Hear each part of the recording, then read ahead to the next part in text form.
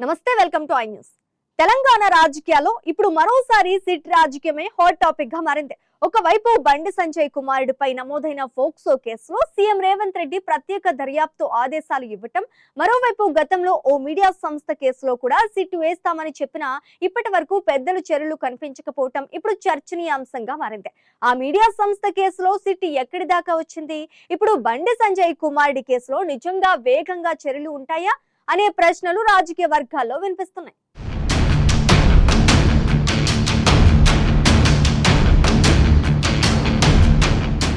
బండి సంజయ్ కుమారుడు సాయి భగీరథ్ పై నమోదైన POCSO case Telangana రాజకీయాలను కుదిపేస్తోంది. ఈ కేసుపై సీఎం రేవంత్ రెడ్డి నేరుగా స్పందించి డీజీపీకి ప్రత్యేక ఆదేశాలు ఇవ్వటం సంచలనంగా మారింది. హైదరాబాద్ పోలీసులు ఈ కేసు దర్యాప్తు కోసం ప్రత్యేక అధికారిని నియమించారు. డీసీపీ స్థాయి అధికారుల పర్యవేక్షణలో విచారణ సాగుతుందని సమాచారం.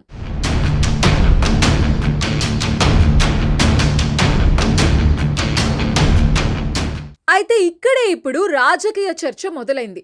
గతంలో ఓ మీడియా సంస్థకు సంబంధించిన కేసులో కూడా ప్రభుత్వం తీవ్రంగా స్పందించింది.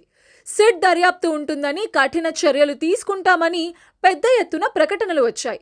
కానీ కాలక్రమేణా ఆ కేసు చల్లారిపోయిందని ప్రతిపక్షాలు విమర్శిస్తున్నాయి. సిట్ అంటే కేవలం రాజకీయ ఒత్తిడి కోసమేనా, లేక నిజంగా విచారణ కోసమా అని ఇప్పుడు సోషల్ మీడియాలో ప్రశ్నలు వెల్లువెత్తుతున్నాయి.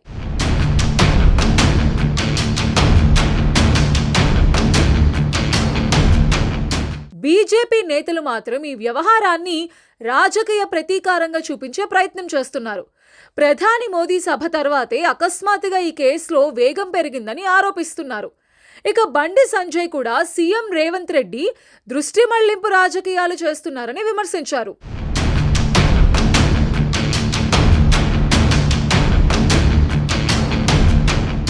మరోవైపు కాంగ్రెస్ వర్గాలు మాత్రం ఇది చాలా సీరియస్ కేసు అని చెప్తున్నాయి. మైనర్ బాలిక కంప్లైంట్ ఉన్నప్పుడు ప్రభుత్వం నిర్లక్ష్యం చేయదని, ఎవరైనా సరే చట్టం ముందు ఒకటేనని కాంగ్రెస్ నేతలు అంటున్నారు. అంతేకాదు, కంప్లైంట్ ఇచ్చిన తర్వాత ఆలస్యం ఎందుకు జరిగిందని సీఎం స్వయంగా అధికారులను ప్రశ్నించినట్టు సమాచారం.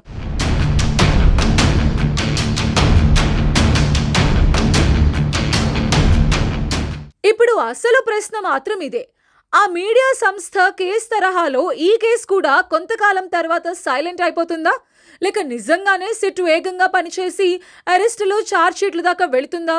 ఎందుకంటే తెలంగాణ రాజకీయాల్లో సిట్ అనే పదం ఇప్పుడు కేవలం దర్యాప్తుకే కాదు, రాజకీయ సందేశానికి కూడా సంకేతంగా మారిందనే చర్చ బలంగా వినిపిస్తోంది.